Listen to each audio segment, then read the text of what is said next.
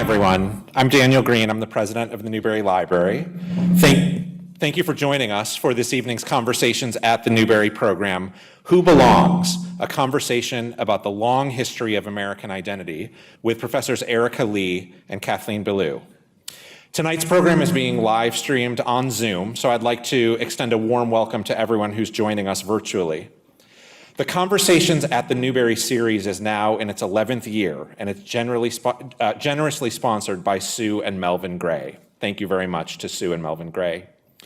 The Newberry Library supports and inspires research, teaching, and learning in the humanities. Since our founding in 1887, we've been free and open to the public, and dedicated to deepening our collective understanding of ourselves and the world around us through conversations like this one. Today's program is one example of the Newberry Library's civic commitment to public education and intellectual engagement, bringing together communities of scholars, students, and the public to discuss ideas that matter in our world today is central to the Newberry's mission. Please visit our website, newberry.org, to learn more about our collections and exhibitions, digital resources, online classes, and free virtual and in-person public programs like this one. If you'd like to help us keep our reading rooms, exhibitions, and public programs free and open to all, you'll also find a link there to make a donation. At the conclusion of the conversation, we invite you to text your questions to this number, 833-899-3399. Whether you're here in person or whether you're joining us on Zoom, please text the question to that number, and we'll have time at the end of the program for the speakers to answer questions. So it's my pleasure to introduce tonight's speakers. Kathleen Belew is assistant professor of history at the University of Chicago. Her first book, Bring the War Home, The White Power Movement and Paramilitary America, explores how white power activists formed a cohesive social movement through a common story about warfare and its weapons, uniforms, and technologies. Bring the War Home helps us understand the current concerns about resurgent white supremacy should be understood as part of a long history. Belew is also co-editor of and contributor to a field guide to white supremacy, and she's contributed essays to Myth America and the Presidency of Donald J. Trump, a first historical assessment. Her next book, Home at the End of the World, will illuminate our era of apocalypse through a history focused on her own native Colorado, where in the 1990s, high-profile kidnappings and murders, right-wing religious ideology, and a mass shooting exposed divisions in American social fabric and dramatically changed our relationship with place, violence, and politics. Belew is in high demand in the media today, helping us all understand the context of white supremacist violence. You may have heard her on The Rachel Maddow Show, The Last Word with Lawrence O'Donnell, Frontline, Fresh Air, All Things Considered, and many other programs. Her work has been featured prominently in documentaries such as Homegrown Hate, The War Among Us on ABC, and Documenting Hate, New American Nazis, which is a Frontline program. Erika Lee is Regents Professor of History and Asian American Studies, a distinguished McKnight University professor, the Rudolph J. Vicoli Chair in Immigration History, and Director of the Immigration History Research Center at the University of Minnesota. Recently elected to the American Academy of Arts and Sciences, she is also the president of the Organization of American Historians. The granddaughter of Chinese immigrants, Lee has testified before the U.S. Congress in its historic hearings on anti-Asian discrimination and violence. She's the author of 4 award-winning books, including The Making of Asian America and America for Americans, A History of Xenophobia in America, which won the American Book Award and the Asian Pacific American Award for Literature, as well as many other honors. America for Americans is a tour de force and a necessary book for our times.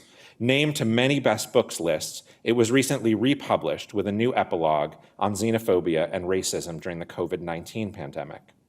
Lee is a regular commentator in the media, including featured appearances in the PBS film series Asian Americans, the History Channel's America, the Promised Land, and PBS's The Chinese Exclusion Act. Professor Lee just this month received an honorary degree from Tufts University, where she was the 2022 commencement speaker. So I could go on at much more length about both Professor Belew and Professor Lee, but you want to hear from them, not from me. So let me close by just thanking both of them for their careful and insightful scholarship, as well as for their deep commitment to social justice and desire to help broad audiences understand the relevance of history for our times. Thank you both for joining us this evening for this Conversations at the Newberry program.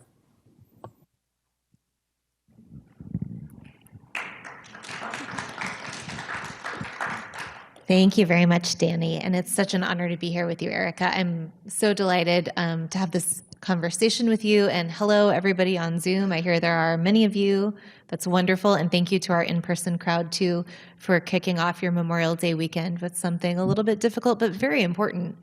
So we thought we would begin by talking about our books within the corpus of books. And this is a question really more for Erika than it is for me. As you hear, she's a renowned historian of immigration to the United States, particularly Asian American immigration. And one part of that story has to do with journeys and hopefulness and the way people build new lives and create identities. The other part has to do with exclusion and xenophobia and how people are kept out and the work of keeping out and the logics of keeping out. So with that in mind, I was wondering if you would share with us what drew you to that darker side of the story now, and why the history of xenophobia is such an important part of what we might think of as history of the present, and understanding our moment that we confront. Thank you for that wonderful question. Thank you to all of you for coming, to the Newberry for hosting us. I'm so excited about our conversation. You started out by saying this is a darker moment, a darker history, but as we're celebrating Memorial Day, is that better? Okay. As we're celebrating Memorial Day, I hope that one of the things we'll talk about are the ways in which white supremacy, hate, racism, xenophobia are entrenched in our history. I love this question because it actually helps me think about the evolution of my work as a scholar, and I think it reflects also perhaps a broader American understanding about immigration. And so when I think about this evolution, I remember distinctly being a college student, and I was always a history major, but being a college student and learning about some of these immigration restriction acts, in particular for me, it was the Chinese Exclusion Act, first federal law that singled out an entire immigrant group for immigration exclusion, a law that directly impacted my family. However, even though I was a history major, even though fifth generation Chinese American, had never heard of this law. So my evolution was, what is this? It was one of, coming from ignorance and absence of knowledge into, I need to learn more. Over many years and several books, I began to understand and write about immigration and our history of xenophobia and racism. And I framed it as, we have a complicated relationship with immigration. And I always ended my books with, these are discriminatory laws. They had a real impact on people, on families, on generations, on communities.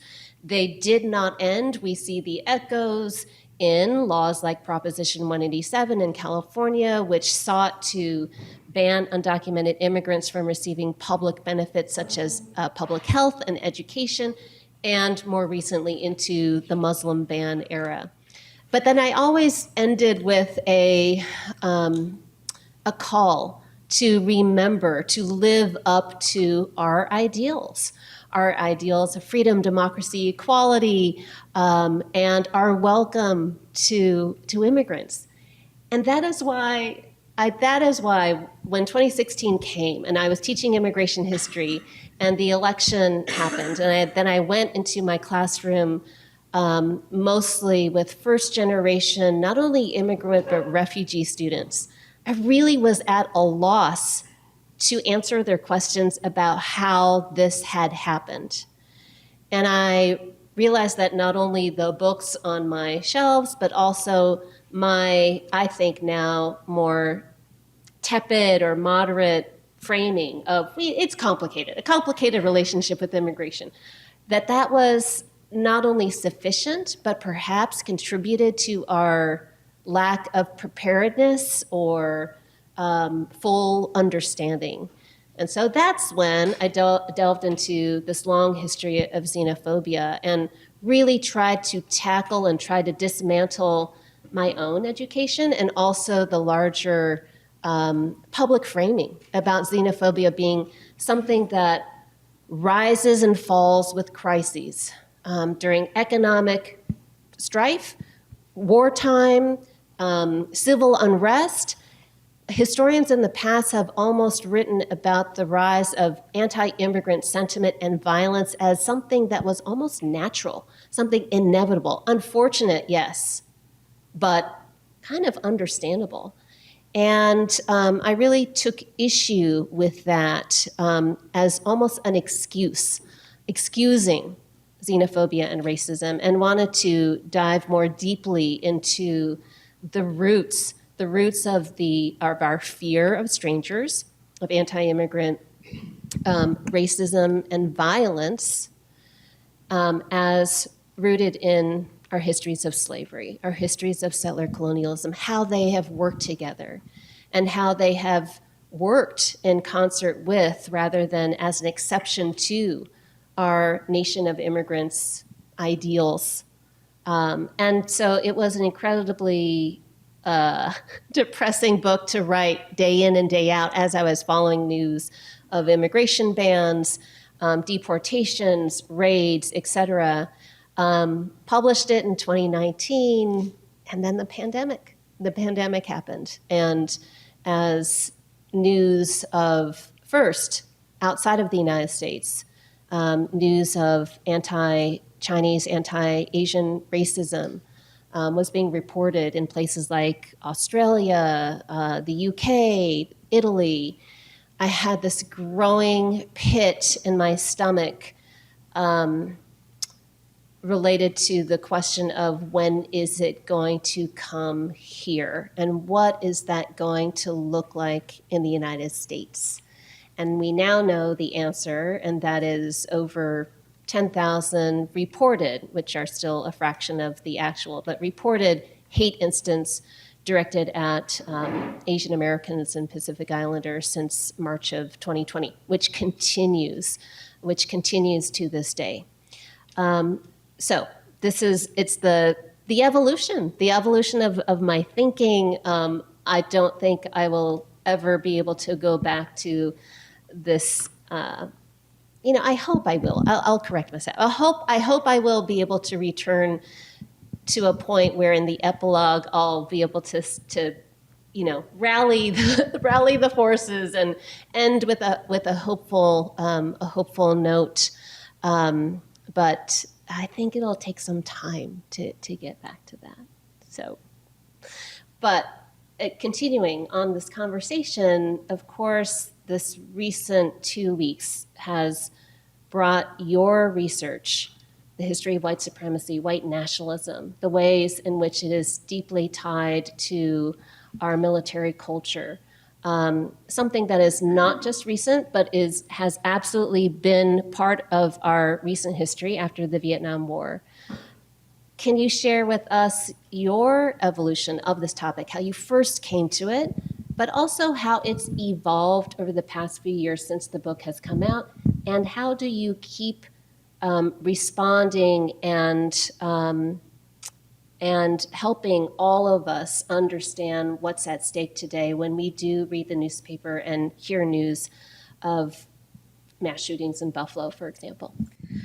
Thank you. So I was never a history major. I'm an accidental historian who fell into a history department and then got more and more capital H historian as time went on, and I will talk to you about that if you like later. But my training was in comparative history of ideas at the undergrad level, and then American studies as a graduate student. And what I really wanted to do was address something that I saw as strange as an undergraduate too, which is when you start reading about white supremacy as a system, not just in the US context, but worldwide, we're far from unique in our long history of racial violence and racial inequality and systems of oppression based on in and out categories of people. But we're very unique in how little we have done to publicly come to terms with that history and that shared story. So I was interested in why we had never had a Truth and Reconciliation Commission. At the time I started my dissertation back in 2005, we didn't have a National Museum for African American History yet. We didn't have the lynching memorial yet. We have these big legacies of horrific racial violence and inequality, and hardly anything by way of confronting them together. It's very unusual when we think about comparative examples. So I was drawn to this strange little upstart Truth and Reconciliation Commission in North Carolina, in Greensboro. And they had no government buy-in. They had no subpoena power. They had no criminal power. They had no capacity to punish anybody. All they were doing is convening people to tell the stories of what happened there back in 1979.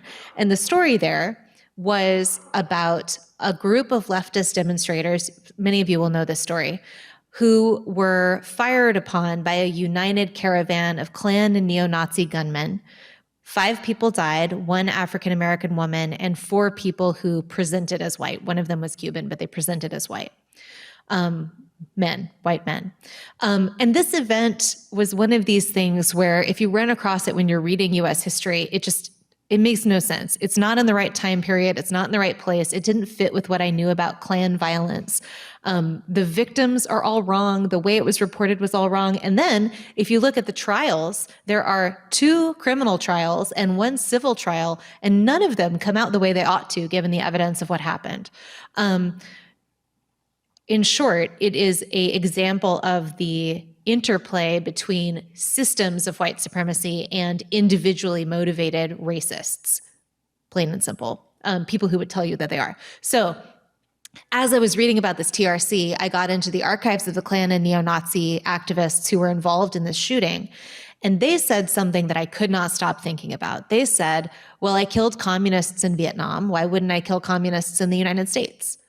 And that collapses things, right? That mixes up battlefield and home front. That mixes up wartime and peacetime. That flattens racial categories even, where everybody who shares this ideology is expendable and killable.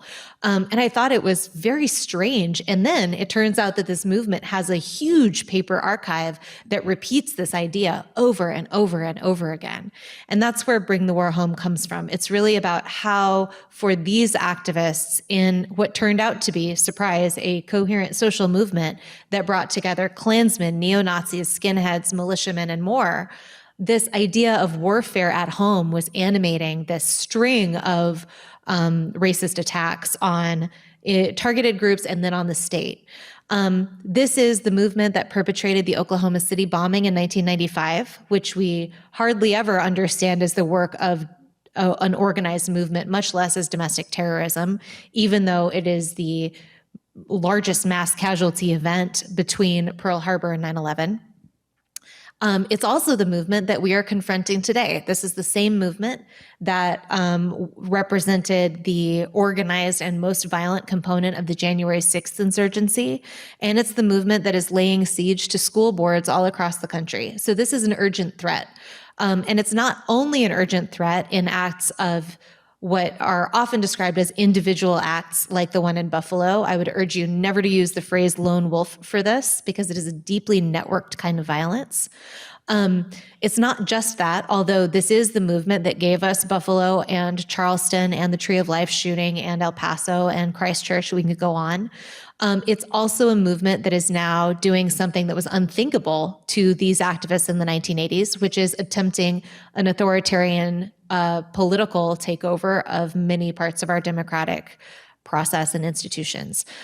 So it is an urgent threat. And so from that project came the Field Guide to White Supremacy, which is the binoculars you can see over there, which really arose out of the tail end of Bring the War Home. So Bring the War Home was in page proofs, which means, if you've not been through this incredibly arduous process, it means you're not supposed to do anything else to it. So Bring the War Home was in page proofs when the Unite the Right rally happened in Charlottesville in 2017. That's the one with the Nazis and the tiki torches, right? It was too late to add anything, and actually I'm glad I didn't, because that turned out to be really just the opening bell for a lot of bigger events that happened right afterward. But because of the timing, Bring the War Home has become an urgent act of public history. And the field guide is sort of a addendum that we created. My colleague Ramon Gutierrez and I put together to help journalists and others who are new to confronting sort of the broad system of problems that together make up white supremacy. So I can talk more about that if people are interested, but it's the sort of companion volume to help people get oriented. So it seems to me that we could easily go to a question we'd thought about asking each other about the role of history in thinking through these debates.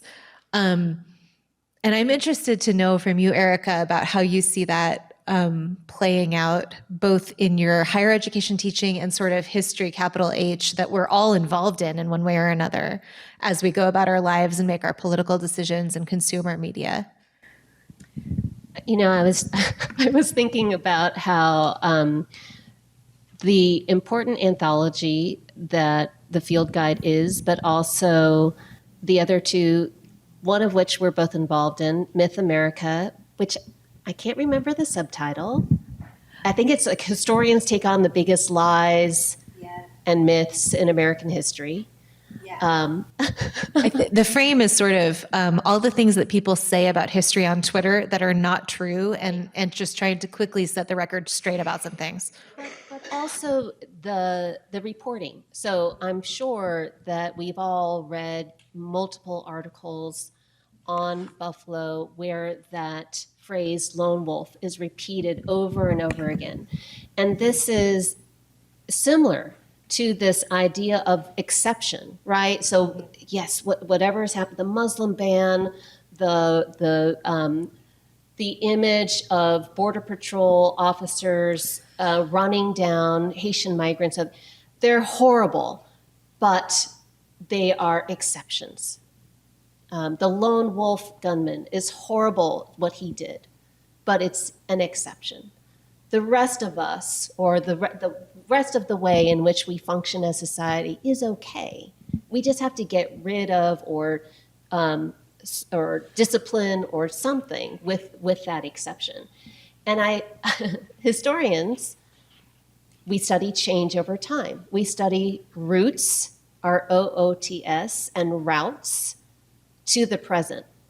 And it's not, I think, there have been generations of historians before us who have always been writing history of the present.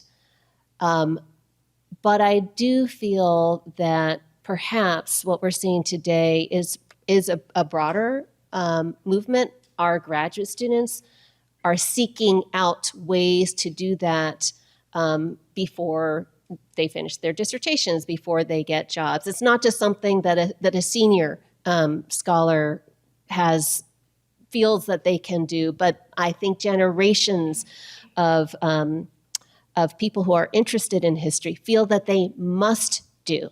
So that history is not just about explaining how we got here today, which is the way that I was taught. How did we get here today? How do we not repeat the lessons, right? This is the cliche. How do we not repeat the mistakes of the past, right? It's all very kind of using history as static, as a point of reflection, looking backwards. But I am really emphasizing with my students, and I just finished my semester, so now you're in my classroom. But I've really been emphasizing with my students the idea that history not only teaches us how we got to where we are today, but what is at stake for tomorrow, which is slightly different than repeating the mistakes of the past. But it's like, I feel like it's more action oriented, that the stakes are really high. It's extremely urgent. And I think, certainly our writings are meant to engage with a broader audience, because I'm tired of repeating over and over again, giving the same basic history lessons. May is Asian American Pacific Islander Heritage Month. I have the opportunity, the privilege, the honor to speak to many audiences about Asian American Pacific Islander Heritage Month issues. But I have to say that most of the time, I really am asked to give the same basic, informative lecture over and over again. And what that means is with a topic like Asian American history that is often invisible and not taught in high school, let alone college courses, that we have to do this basic education. And you can't get further. You can't get deeper into the issues. You can't move forward with the research as easily. And it's a cycle that is not conducive to critical learning, thinking, decision making, etc. So I think that one of the ways in which the two of us, and there are many, many more of us doing this kind of work, one of the reasons behind pushing history beyond the classroom into public spaces like this, with our writing, with our media coverage, with our speaking, is to try to, again, engage in larger conversations so that we don't have to keep on repeating the same basic things, but help to change the narrative, ask new questions, and advocate. It has been not always accepted in the academy to call oneself an advocate or to think of your scholarship as activist. But I think that the times have certainly called for that, to be sure. We are both on the committee for the Organization of American Historians 2023 National Conference. And the title, the theme of the conference that we chose was Confronting Crises, History for Uncertain Times. And so I'm going to pose that question back to you. You'd used the word crisis, in your description of your work.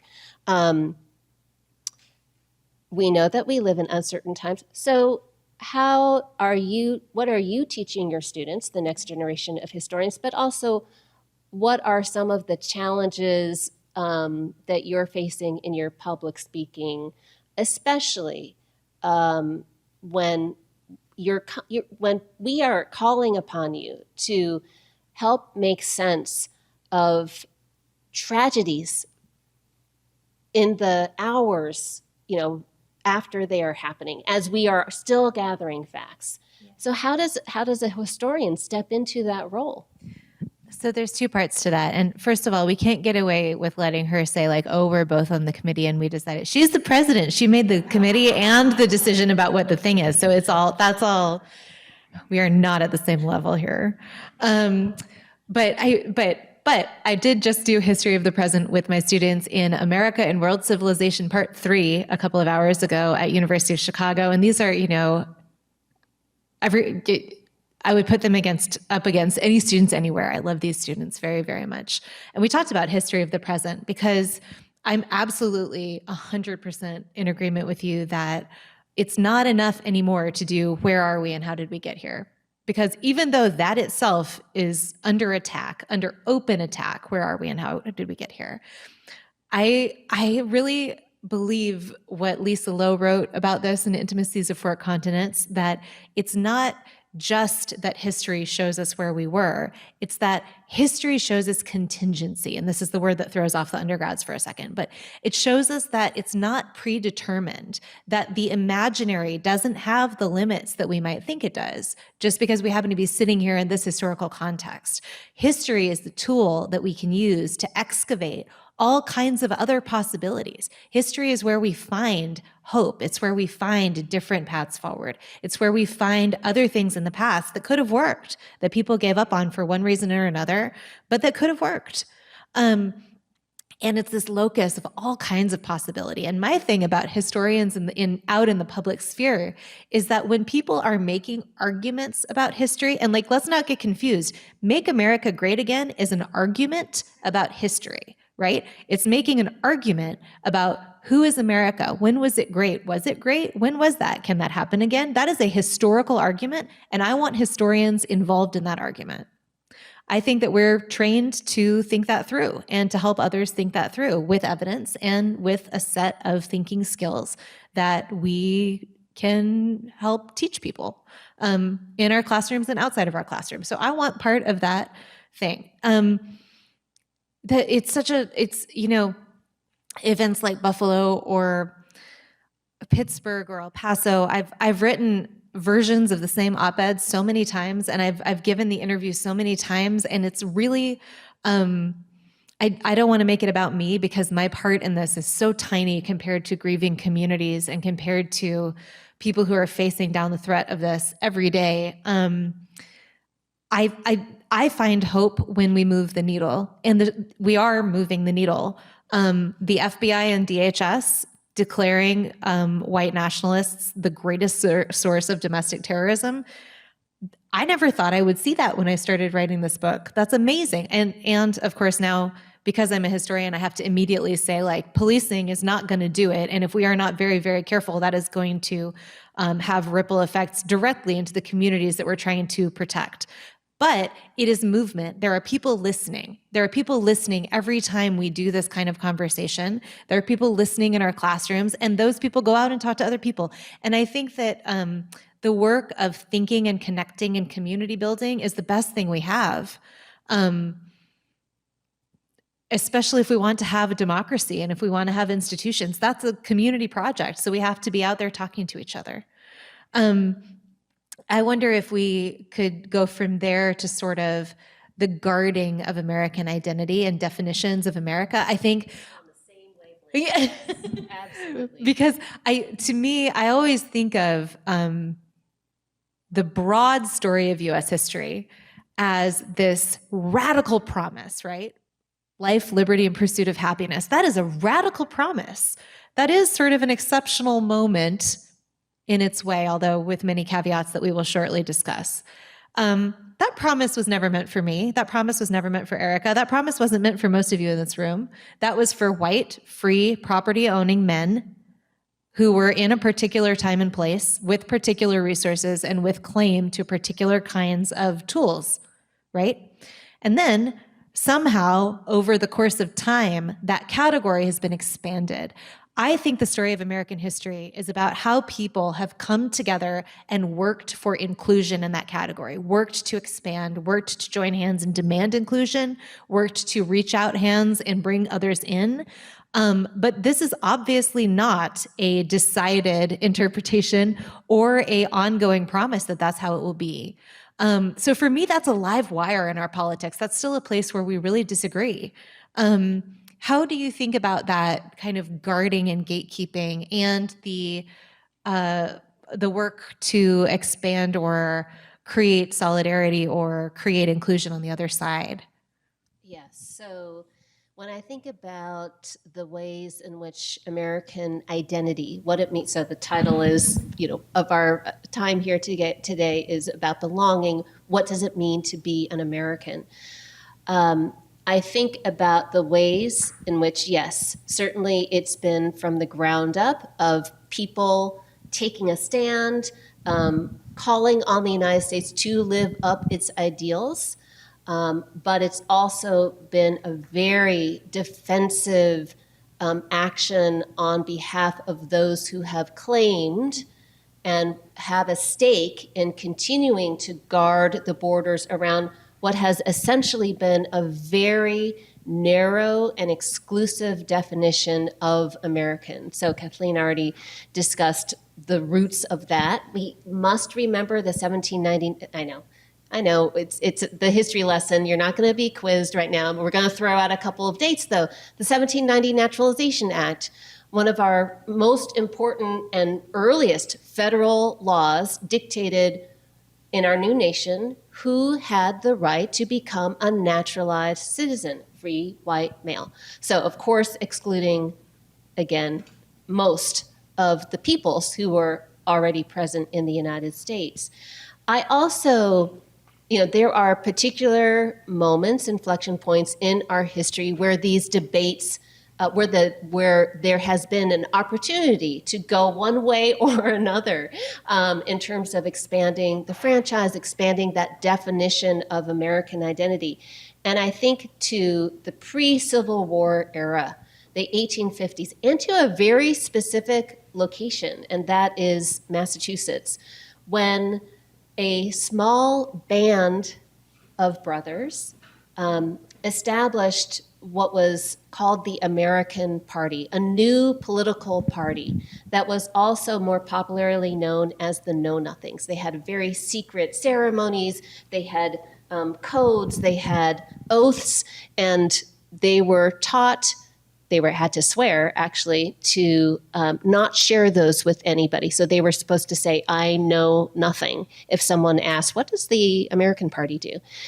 They were anti-Catholic. They were anti-immigrant. They were actually split on slavery, which led to their demise. But they believed that the Pope was directing mass migration of Europe's impoverished Catholics to the United States to take over the United States, to populate the West, the Western United States, and to wrest political power and control from true native, small n, born Americans. And so in their defense of the nation and in their anti-immigrant ideology, politics, and violence, they defined and helped to reaffirm a new definition of the American, meaning the native-born American.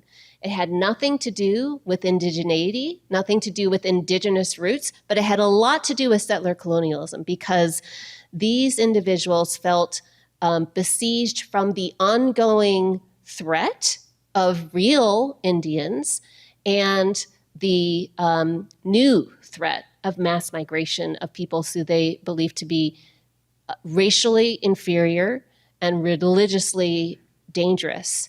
So we see this defensive guarding of American national identity happening during times of crises, but really becoming embedded. I mean, how many times I grew up calling myself a native-born American. I've stopped using that term because I now realize what the roots were.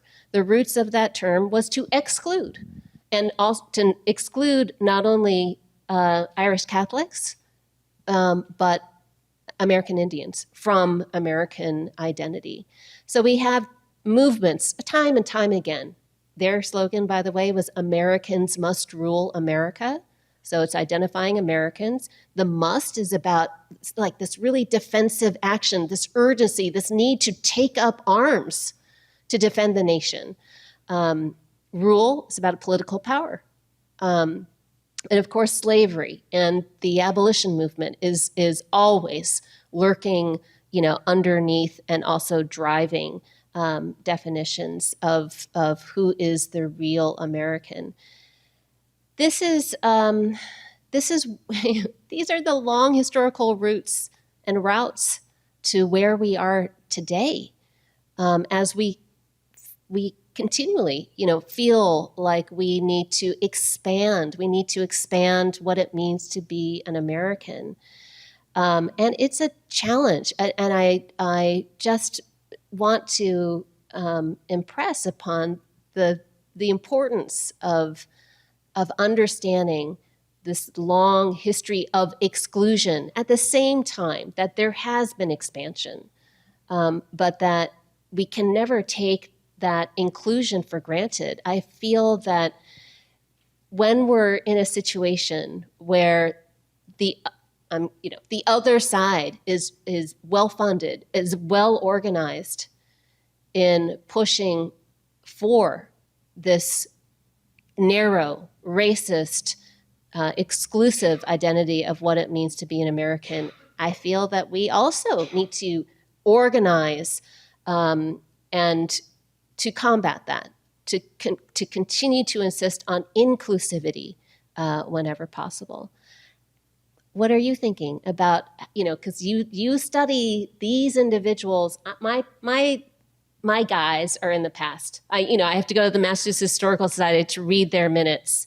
You're seeing this develop, expand online. You're seeing the impact of their words translated into action. You're seeing the destruction right now And so what's your advice for all of us, but certainly the next generation, to combat this guarding, this violence, and you're going to have the last word. You need to send us off on a hopeful note, Kathleen. No pressure, but I think the most important thing to me is connecting people who are impacted by this problem.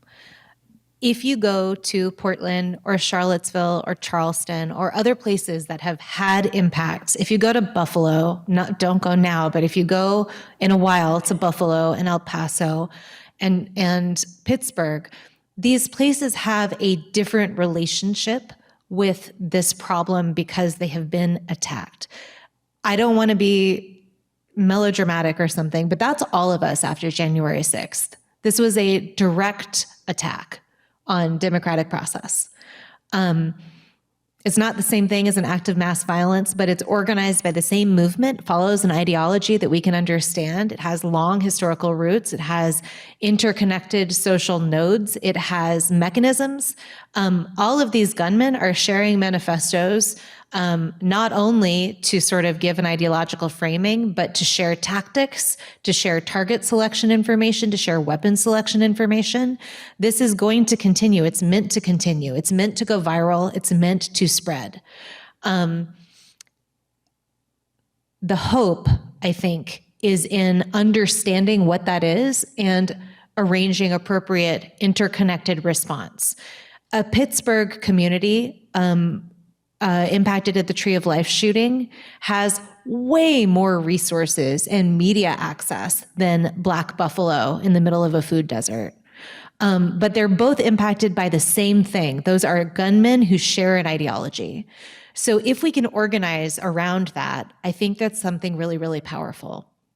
I think the other thing is to think carefully about when we confront problems that are transscalar, which is just historians speak for things that operate at multiple levels at the same time, right? You can read Belew Williams' fantastic work on this. But transscalar, meaning that white power is a problem because we don't tell the right stories in the newspaper, because we don't have the right laws on the book, because we don't have the right enforcement mechanisms, we don't have the right surveillance resources, we don't have the right history in our schools, we don't have the right mechanisms. So that means there's opportunities to respond at every one of those scales. Your local library could really use some help with how to prevent kids from getting radicalized in the free computers on the off hours. Your local school could really use some reasonable people to just go and sit at the school board meeting and make sure nothing crazy is happening. Your local journalists would really benefit from maybe a gentle nudge when you see lone wolf being thrown around in a way that's not responsible to this history. All of these things are things people can do. And if not that, just reading and learning about history, being at events like this, I mean, like, honestly, I really think this goes a long way. So I appreciate your willingness to do this with us. Do you want to reply also? No, I think that we have a lot of questions. We have a lot of great questions. So I apologize in advance to everyone here. We're not going to get to all of the questions. They've been pouring in the whole time you've been talking. So thank you that's a sign of such provocative and important ideas that you're sharing. So thank you to both of you for that. Thank you, Emily. I want to get to at least a couple rounds of questions. And again, you can text your questions to 833-899-3399. One listener asks, how do you account for the alignment between white supremacy ideas and Christian nationalism? Note the prevalence of Christian symbols, ideology, et cetera, at the January insurrection. I don't know if, Kathleen, you want to address that, and Erika, if you want to say something about a longer history of that as well. Sure. Okay, so January 6th represents the collision of three different groups of people. One is QAnon, which is relatively small and also very new. It goes very fast, very deep, and although it's activating some very old conspiracy theories, I don't think we understand it very well yet, and that's a historian answer. Sociologists can tell you a different response. The second group, which is the largest, is sort of the Trump base Make America Great Again folks. And within that large group, there's a spectrum of radicalization, from people who are just there to participate in events to people who were hoping to cause some destruction that day. The third group is the militant right, and that includes the white power movement, people in militias, and by militias, I'm talking about illegal private armies that are not regulated. I'm not talking about National Guard units anytime today when I say the word militia. Those activists are much more organized, those are the ones that you saw armed in tactical gear, making their way through the crowd, organizing the breach of the building. And we saw that unfold in the footage. It's also what has emerged from the investigations so far, is that the white power and militant right cadre of people was communicating with each other. They were interested in bringing in weapons if they could. It goes on and on like this. It's what we would expect. Christian nationalism within that ideology is one sort of subsection. So what we have to understand about the white power movement, and this really starts in the late 1960s, is that these activists saw themselves as under assault from the various changing factors about American life. They perceived such a state of emergency that they were willing to be very, very open about who they let into the tent. If you think about a Christian identity, conservative housewife being in the same movement with an urban, hard-drinking, tattooed skinhead, you can see that this is a big tent of people. So Christian nationalism has people in the tent, but it would be not all of, so they're drawing in the 1980s from the same wave that is fueling evangelical surges in evangelical congregations and increasing politicization of those groups. But if we were to draw a Venn diagram, it's two overlapping circles. It's not the same thing. Does that help? Yeah, thanks. Erika? And there's, of course, a long history of connecting whiteness with Protestantism. In particular, I've already talked about how native-born Americans identified American identity in the mid-19th century in opposition to Catholics. Of course, the same goes for defining Americanism in opposition to Jewish immigrants, to heathens of all kinds. So it's race as well as Protestant Christianity. In the more recent decades, Catholicism and American Catholicism has not been as much of a factor in of exclusion or discrimination as it had in the past.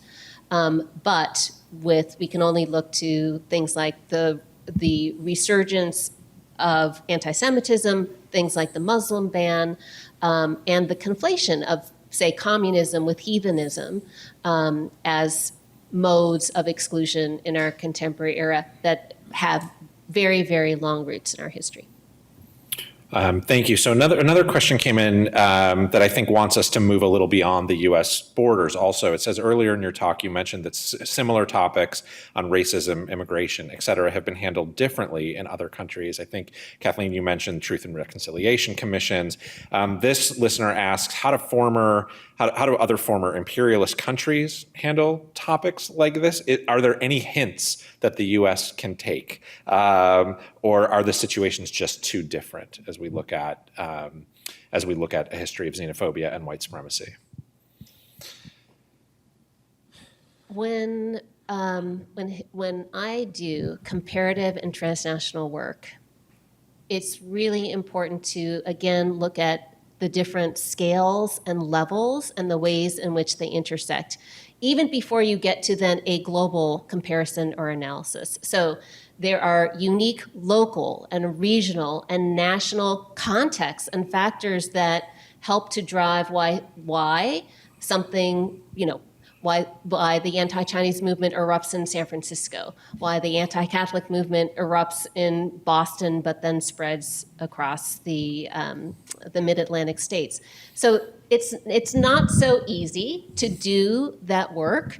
But one of the things that I have found, not only recently with the spread of social media or with global news, but going back to the early 20th century, is the ways in which ideas about race, xenophobia, discrimination, and specifically because I study immigration restriction, how it has always traveled.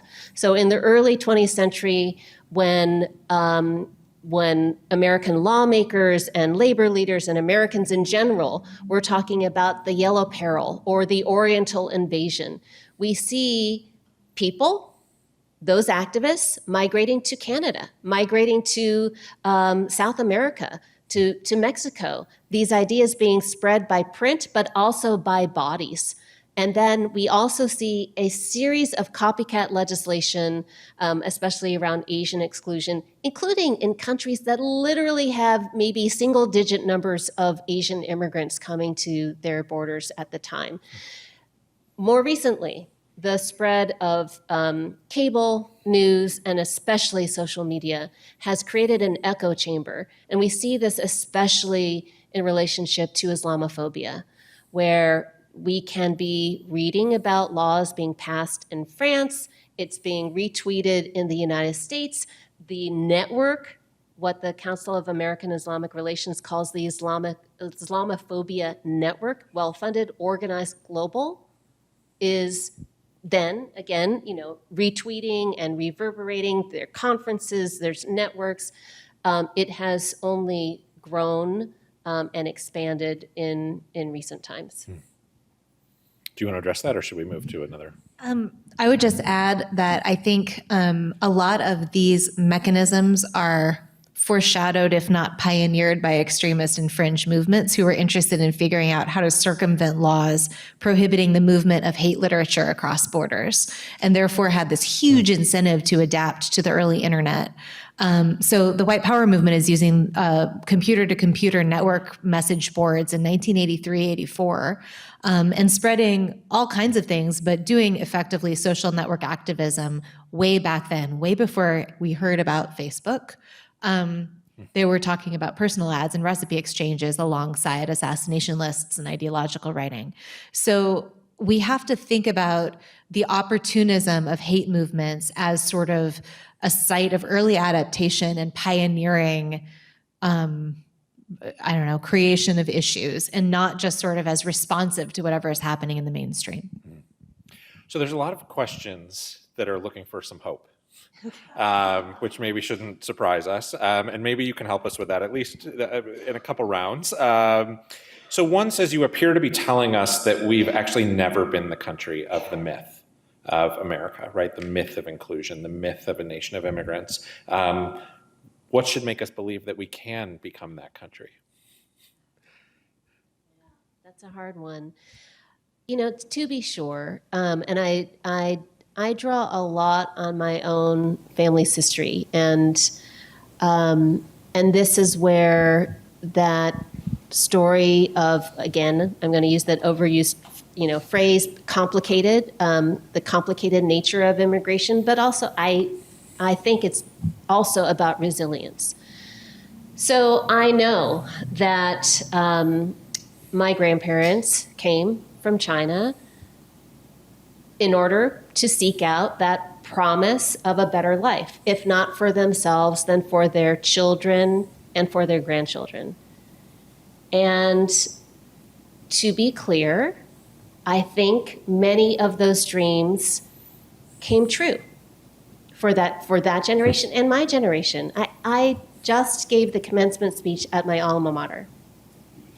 And I thought about my grandfather, who came as, and I'm sure we have so many of these stories in our own family histories, but he came not being able to speak English. As a 13-year-old, he was put in a first grade classroom. He didn't know how to communicate that he needed to use the bathroom, so he poured ink on his hands, showed that it was dirty so that the teacher would excuse him so that he would he could use the bathroom.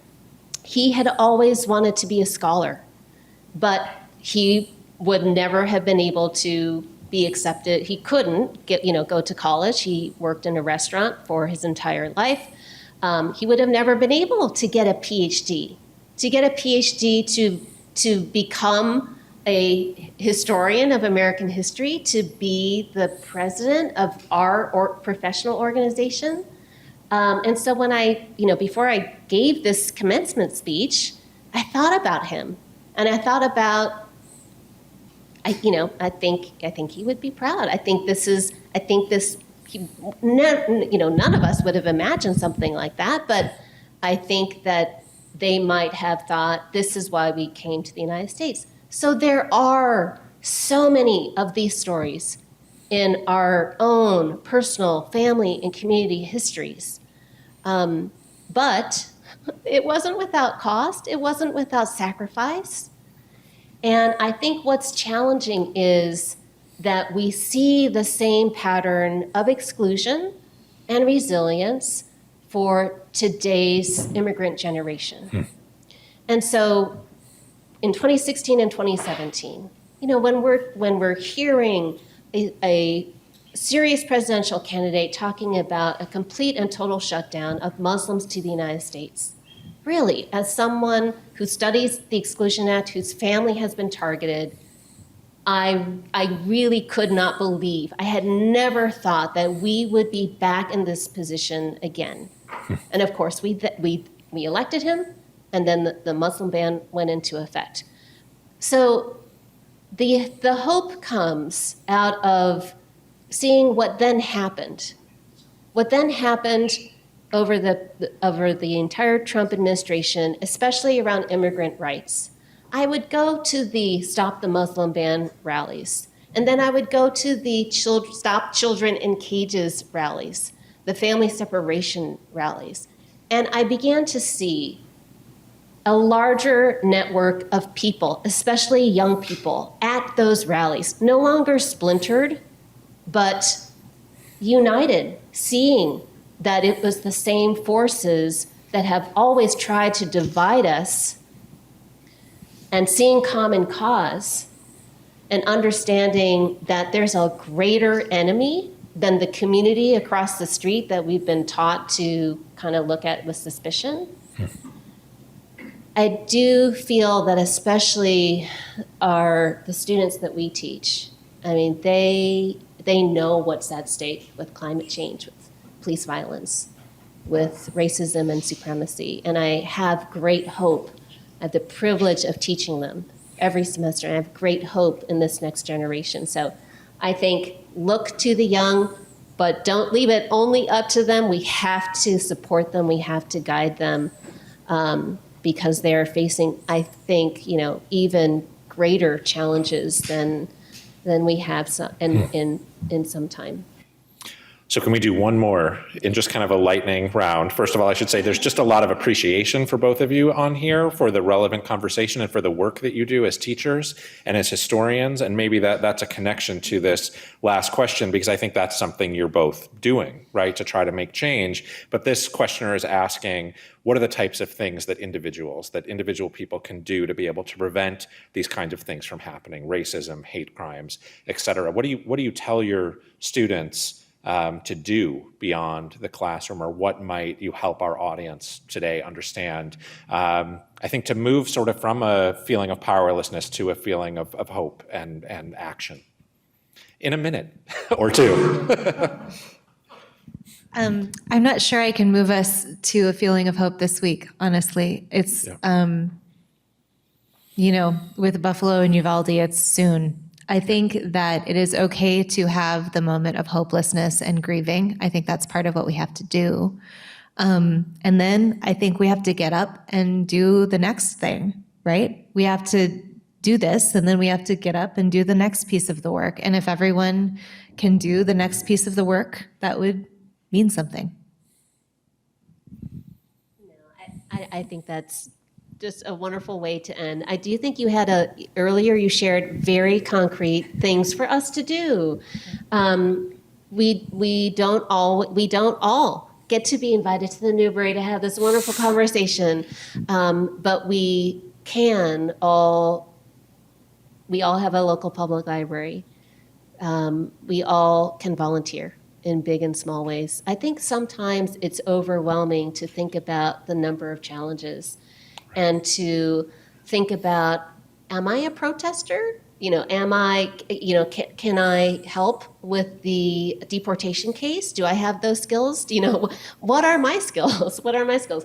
And so I think it's important to think about our own skills, our networks, our interests, even if it's just gritting your teeth and having that really uncomfortable conversation over Thanksgiving or Memorial Day picnic or July 4th or whatever it is.